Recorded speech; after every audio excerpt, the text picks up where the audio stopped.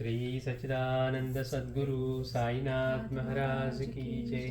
सद्गुरु भरद्वाज महाराज की जय। सद्गुरु पूर्णानंद महाराज की जय। సాయిరా మనం గత 2-3 వారాలుగా బాబా చెప్పినటువంటి అద్భుతమైన నిగూఢమైన ఆధ్యాత్మిక బోధ కలిగినటువంటి కథలు తెలుసుకుంటూ ఉన్నాం. ఈరోజు బాబా చెప్పిన కథ ఎప్పుడు చెప్పారట, ఇది డిసెంబర్ 12, 1909లో బాబా చెప్తున్నారు. ఒకడికి ఒక అందమైన గుర్రం ఉండేది. వాడెంత శ్రమించినా అది జంట గుర్రంతో కలిసి పనిచేయలేదు. ఒకడికి ఒక గుర్రం ఉండేది. అది వాడు ఎంత శ్రమించినా కానీ అది జంట గుర్రంతో కలిసి పనిచేయలేదు. దాన్ని ఎన్ని దేశాలు తిప్పినా ప్రయోజనం లేకపోయింది. ఎంత శిక్షణ ఇచ్చినా అది లొంగలేదు. చివరికి ఒక పండితుడు దానిని ఎక్కడి నుంచి తెచ్చారో అక్కడికే తీసుకుపోమని సూచించాడు. అలా చేయగానే ఆ గుర్రం సక్రమంగా పనిచేయడం ఆరంభించింది. బాబా చెప్తున్నారు, ఒకడికి ఒక అందమైన గుర్రం ఉండేదట. ఆ గుర్రం వాడు ఎంత శ్రమించినా కానీ అది జంట గుర్రంతో మాత్రం కలిసి పనిచేయటం లేదట. అంటే అది ఒంటరిగా అట్లా చేస్తుంది. సో దాన్ని బాగు చేయించాలని దాన్ని ఎన్ని దేశాలు తిప్పినా, మరి గుర్రం అంటే తిరుగుతారు కదా, ఎన్ని దేశాలు తిప్పినా ప్రయోజనం లేకపోయింది. ఎంత శిక్షణ ఇచ్చినా అది లొంగలేదు. ట్రైనింగ్ ఎంత ఇచ్చినా కానీ లొంగలేదు. చివరికి ఒక పండితుడు దానిని ఎక్కడి నుండి తెచ్చారు అంటే అది మాట వినట్లేదు, ట్రైనింగ్ తీసుకున్నా కానీ అని చెప్పి ఒక పండితుడు చెప్పాట. దాన్ని ఎక్కడి నుంచి తెచ్చారో అక్కడికే తీసుకుపోమని సూచించాడు. అంటే మనకి బాగోపోతే రిటర్న్ చేసినట్టు. అలా చేయగానే ఆ గుర్రం సక్రమంగా పనిచేయని ఆరంభించింది అన్నారు. ఎంత అద్భుతమైన కథ చెప్పారో బాబా. దాన్ని మాస్టర్ వివరణిస్తున్నారు. అందమైన గుర్రం అంటే వాసనలతో మదించిన మనస్సు. మనం గుర్రం అని చెప్పకుండా మళ్ళీ గుర్రం ఎట్లాంటిదట అంటే అందమైందని చెప్పారు. అంటే ఒక విశేషణం దానికి, అద్భుతమైనది అందమైందని. దానికి మాస్టర్ చెప్తున్నారు, అదే ఉట్టి గుర్రం అంటే ఏదో మనసు అని చెప్పేవాడు. అది అందమైన గుర్రం అంటే దానికి ఇంకా విశిష్టత ఇవన్నీ ఉన్నాయి. మాస్టర్ అంటున్నారు, అందమైన గుర్రం అంటే వాసనలతో మదించిన మనస్సు. మన మనసు ఎట్లా ఉంటుందంటే ఎన్నో జన్మల నుంచి వచ్చిన మనం కలెక్ట్ చేసుకున్న వాసనలు, ఈ జన్మలో కలెక్ట్ చేసుకున్నవి, ఇంతది తప్పని తెలిసినా కానీ మనకి ఆ వాసన బలం చేత ఇంకా ఇంకా మనకి అవి పెంపొందించుకుంటూనే ఉంటుంది. అందమైన గుర్రం అంటే వాసనలతో నిండిన మనస్సు. అందుకే గుర్రం మనసుకి సంకేతంగా చెప్తారు ఆధ్యాత్మిక భాషలో. అందమైన గుర్రం అయ్యేసరికి అదేంటట అంటే బాగా వాసనలతో నిండినటువంటి మనస్సు. ఈ సంకేతాన్ని మొదటి అధ్యాయంలో వివరించారు గుర్రం గురించి. జంట గుర్రం అంటే మంత్రం అని చెప్పవచ్చు. అంటే జనరల్గా ఎవరైనా అప్పుడు మంత్ర సాధన చేసేవాళ్ళు మంత్రం ఇచ్చి మనసుతో చేయమంటే మనం ఏమనుకుంటాం, కొంచెంసేపు నామం చేద్దామని కూర్చుంటాం. 4 సార్లు అనగానే మళ్ళీ అయ్యో రేపేది అనుకున్నాను అని వెళ్ళిపోతుంది మనసు. అంటే ఎప్పుడూ కూడా ఆ చేస్తున్న పని మీద దాంతో ఏకాగ్రంగా చేద్దామని అనుకుంటే దాంతోపాటుగా అది కలిసి పనిచేయదు అనమాట. మనం మొదలు పెడతాం, ఇవాళ ధ్యానం చేద్దాం అని కూర్చుంటాం. కూర్చోగానే మనకు వచ్చే ఆలోచన ఏంటి, ధ్యానం చేద్దాం అనుకుంటే ఏవో ఆలోచనలు వస్తున్నాయి అనుకుంటాం.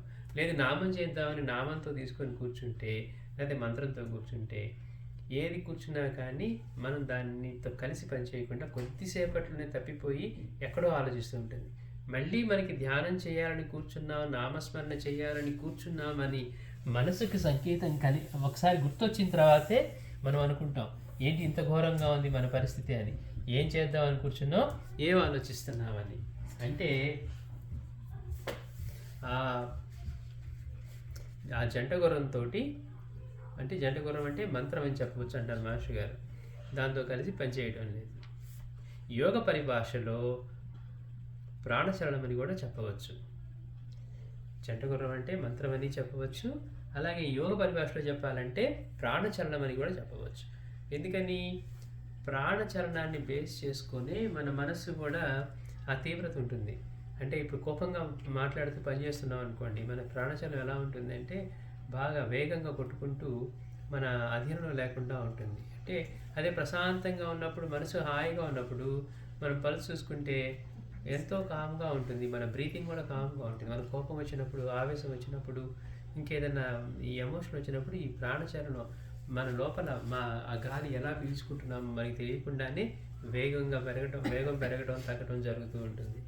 అందుకని మాస్టర్ గారు అంటున్నారు, జంట గుర్రం అంటే మంత్రం అని చెప్పవచ్చు, లేదా యోగ పరిభాషలో చెప్పాలంటే ప్రాణచలనం అని చెప్పవచ్చు. దానితో కలిసి మొదటి గుర్రం పనిచేయకపోవడం అంటే నిరంతర మంత్ర జపంలో లయించక పరిపరి విధాల పరుగులు పెట్టడం అన్నమాట. అంటే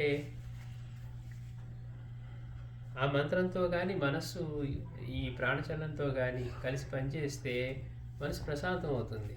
కానీ అలా అవ్వకుండా ఏమవుతుందట అంటే నిరంతర మంత్ర జపములు లయించక మంత్రం చేస్తూ ఉన్నవాడు, అందుకే ఏ మంత్రం చేస్తూ ఉన్నాడో ఆ మంత్రం లయం అవ్వాలి.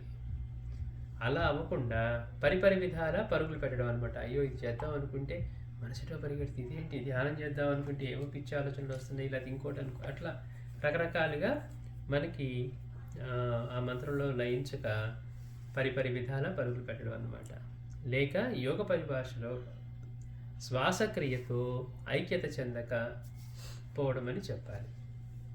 అంటే మనసు కలిసి దాని ఇంకొక జంట గుర్రంతో కలిసి పని చేయడం లేదు అంటే అది ప్రాణచలనంతో కానీ చేసే మంత్రంతో కానీ దానిలో లయించక ఐక్యత చెందకపోవడం అని చెప్పాలి అంటున్నారు మాస్టర్ గారు.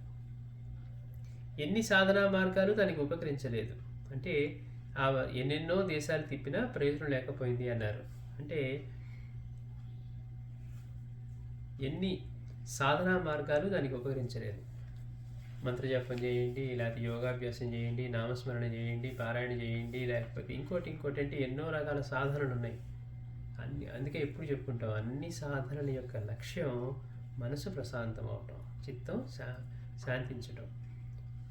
ఇక్కడ ఎన్ని రకాలుగా ఎన్ని దేశాలు తిప్పినా కానీ, అంటే ఇక్కడ దేశం అంటే ఎన్ని సాధనలు చేయించినా కానీ ఎన్ని సాధనా మార్గాలు దానికి ఉపకరించలేదు. ఒక పండితుడు అంటే భగవద్గీతలో చెప్పినట్లు జ్ఞాని, పండితుడు అంటే శాస్త్రం తెలిసిన వాడిని కాదు, జ్ఞాని అని భగవద్గీతలో చెప్పినట్లుగా జ్ఞాని. ఆయన చేసిన సూచనకి అర్థం మనస్సుని దాని పుట్టుక స్థానం మీద కేంద్రీకరించమని. అంటే గమ్మత్తుగా ఉంటుంది. మనం ఇవన్నీ కూడా మనకి పనిచేస్తూ ఉంటే మనం ఇవన్నీ నా మనసు ఉంది, నాకు ఆలోచన ఉంది ఇలా అనుకుంటూ ఉన్నాం. అవి ఎక్కడి నుంచి పుడుతున్నాయంటే మనకి తెలియదు.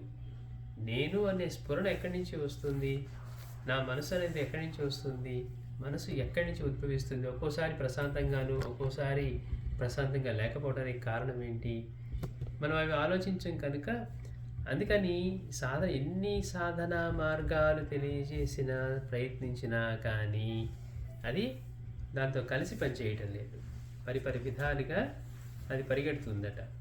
అందుకని దానికి ఒక జ్ఞాని ఏం చెప్పాడంటే, ఆయన ఒక సూచన చేశాడట, దాని పుట్టుక స్థానం మీద కేంద్రీకరించమని. మాస్టర్ గారు కూడా అంటారు, నిద్ర పట్టనప్పుడు ఏం చేయాలి అంటే మన ధ్యాస కనుక ఈ శ్వాస మీద పెడితే, అంటే ఈ చరణం మనసుని మనం గమనిస్తూ ఉంటే, మనల్ని మనం గమనిస్తూ ఉంటే వెంటనే నిద్ర వస్తుందంట. ఇక్కడ ఏనేం చెప్తున్నారంటే అసలు ఈ మనస్సు ఎక్కడి నుంచి వచ్చింది, దానికి పుట్టుక స్థానం ఏది, అసలు మనసు ఎక్కడ పుడుతోంది, ఆలోచన ఎక్కడ పుడుతోంది. మనకు ఒక విషయం గురించి తెలియదు అనుకోండి, దాని నుంచి ఒక ఆలోచన రాదు. ఆ విషయం తెలియడం మొదలుపెట్టిన తర్వాతే దాని మీద ఒక ఆలోచన చేయగలం. ఇప్పుడు ఎవరి చంద్రుడికి అటు పక్కన ఏముంది, అటువైపు నీరుందా లేకపోతే ఇంకోటి ఉందా అన్నారు అనుకోండి, మనకేం తెలియదు. తెలియనప్పుడు ఏం చెప్తాం, ఎవరండి తెలియదు అంటాం. అదే మనకు ఒక విషయం తెలుసు అనుకోండి, అప్పుడు దాని గురించి మాట్లాడతాం. అంటే మనసు సేకరించుకున్నటువంటి విషయాలలోంచే మాట్లాడగలదు. కానీ మనం ఎంతసేపటికి మనం చేసినట్టుగా ఇవంటే మెమరీ లేకపోతే మనకి పనిచేయదు అనమాట. అందుకని అసలు ఈ మనసు ఎక్కడ పుట్టింది, దాని పుట్టుక స్థానం ఏది అని కేంద్రీకరించమని. అసలు మనసు అంటే ఏంటి, నేనంటే ఏంటి, నాలోంచి చూసేది ఏంటి, చూసేది కన్నుకున్న సామర్థ్యమా, ఈ సామర్థ్యం ఎవరు. ఇప్పుడు కళ్ళు లేని వాళ్ళకు కూడా కన్నున్నట్టుగానే ఉంటుంది, కానీ కన్ను వాళ్ళకి కనపడదు. మరి కన్నే చూసేదైతే మిస్సింగ్ ఏంటి, లోపల చూసే శక్తి ఏది, చూడబడుతూ ఉన్నది ఏం చూడబడుతూ ఉంది. కనుక ఇట్లా అసలు ఇది ఎక్కడి నుంచి వచ్చింది, దీని మనస్సుకి పుట్టుక స్థానం ఏంటి అని దాని మీద కేంద్రీకరించమని. మనసు అనేది ఏది, అది ఎక్కడ ఉదయిస్తుంది అని పరిశీలించడం అన్నమాట. ఏదో బయట మనమైతే అన్నీ బయటకు చూడగలం కానీ పుస్తకం చూడాలో, ఫోన్ చూడాలో, ఇంకోటి చూడాలంటే మనకున్న ఇంద్రియాలన్నీ బయటికి పనిచేసేవి కాబట్టి బయట జరిగేవన్నీ చూస్తాం. మన ఇంద్రియంతోటే లోపల జరిగేది ఏంటో మనం చూడలేం. లోపల ఎలా ఉంది ఏంటి మనకి స్కాన్ చేసి వాడు చెప్తే మనకి ఏం జరుగుతుందో తెలియదు. అందుకని మనస్సు అనేది ఏది, అది ఎక్కడ ఉదయిస్తుంది అని పరిశీలించడం అన్నమాట. అలా చేస్తే మనస్సు లయిస్తుందని భగవాన్ రమణ మహర్షి కూడా చెప్పారు. అంటే కావ్యకంఠ గణపతి ముని అంతటి మంత్రసిద్ధి పొందినవాడై, ఎన్నో మంత్రాలు సిద్ధించుకున్నవాడై, సాక్షాత్తు గణపతి అంశయ్యుండి కూడా ఆయన ఎన్ని చేసినా కానీ భగవాన్ దగ్గరికి వచ్చి, భగవాన్ నేను ఎన్ని చేసినా నాకు తపస్సు అంటే తెలియలేదు, మనసు ప్రశాంతం, తపస్సు అంటే ఏంటి అన్నారు. భగవాన్ చూసి ఒకటే మాట అన్నారంట, ఇది ఎక్కడి నుంచి వస్తుందో ఆలోచన, దాని మీద నీ దృష్టి పెట్టి దాన్ని కనుగొనటమే, అంటే ఆ పుట్టుక స్థానంలో చేయటమే తపస్సు అన్నారట. అంటే అన్నిటికంటే మన మనసు ఎక్కడి నుంచి ఉదయిస్తుందో ఆ మనసుని అందులోనే లయం చేయాలి, అది పట్టుకోవాలట. అంటే అంతర్ముఖులు అవటం అంటే లోపలికి అది చూడటం అనేది. అందుకే మాస్టర్ ఇక్కడ ఏమన్నారు, అలా చేస్తే మనస్సు లయిస్తుందని భగవాన్ రమణ మహర్షి కూడా చెప్పారు. ఇప్పుడు నేనంటే అని ఆగిపోయావు అనుకోండి, నేనంటే ఎవరు? నేనంటే ఈ శరీరమా? శరీరం అయితే మరి తల్లి గర్భంలో శరీరం లేదు కదా. నేనే కనుక అయితే, ఈ శరీరమే అయితే తల్లి గర్భంలో ఉన్నప్పుడు శరీరం లేదు. ఎక్కడి నుంచి స్టార్ట్ అయ్యి ఎట్లా వస్తుంది, పోనీ అదే ఉందా అంటే మారుతూ ఉంది. మళ్ళీ వెళ్ళిపోయిన తర్వాత ఉంటుందా శరీరమే అయితే? అందుకే ఆ స్వామి అంటారు, నువ్వు దుఃఖించేది శరీరం కోసం అయితే ఇక్కడే ఉంది అంటారు. దేనికోసం దుఃఖిస్తున్నావు అంటే మనకి కనపడదు. అందుకని అలా చేస్తే మనసులో ఇస్తుందని భగవాన్ ఆల్రెడీ చెప్పారు. అట్టి సాధనలో స్థిరపడటమే గుర్రం లొంగి పని చేయడం అంటే. ఎక్కడి తిప్పినా ప్రయోజనం లేకపోయింది గుర్రాన్ని, ఎంత శిక్షణ ఇచ్చినా లొంగలేదు. చివరికి ఒక పండితుడు దాన్ని ఎక్కడి నుంచి తెచ్చారో అక్కడికే తీసుకుపోమని సూచించాడు. అంటే మనసు ఎక్కడి నుంచి ఉదయిస్తుందో అక్కడికే తీసుకువెళ్ళి అందులోనే లయం చేయమని. అదే తపస్సు అని భగవాన్ చెప్పారనమాట. అట్లా సాధనలో స్థిరపడటమే గుర్రం లొంగి పని చేయడం అంటే అన్నారు మహర్షి గారు. మనసు లొంగితే ప్రాణం కూడా లొంగుతుంది. కారణం ఆ రెండిటికి మూలం ఒక్కటే. మనసు లొంగితే ప్రాణం కూడా లొంగుతుంది.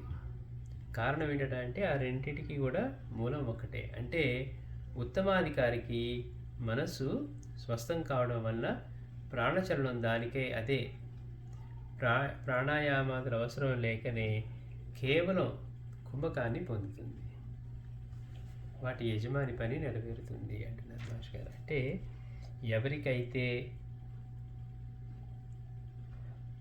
మనసు లొంగుతుందో అప్పుడు అటువంటి వారికి ప్రాణం కూడా లొంగుతుందట. అందుకని ఆ రెండింటికి మూలం ఒకటే అని చెప్తున్నారు మాస్టర్ గారు. ఉత్తమాధికారికి మనస్సు స్వస్థం కావడం వలన ప్రాణచలనం దానికే అదే ప్రాణాయాతులు ఇవేమీ చేయకుండానే కేవలం కుంభకాన్ని పొందుతుంది. అంటే కుంభకం అంటే ఈ చేసే సాధనలో రకరకాలుగా ఉంటాయి అన్నమాట. ఈ శ్వాస ప్రక్రియలో కొంచెం శ్వాస తీసుకొని కొంతసేపు ఆపి కొన్ని ముద్రల్లో చేయటం, ఇట్లా అవి చేస్తూ ఉంటారు.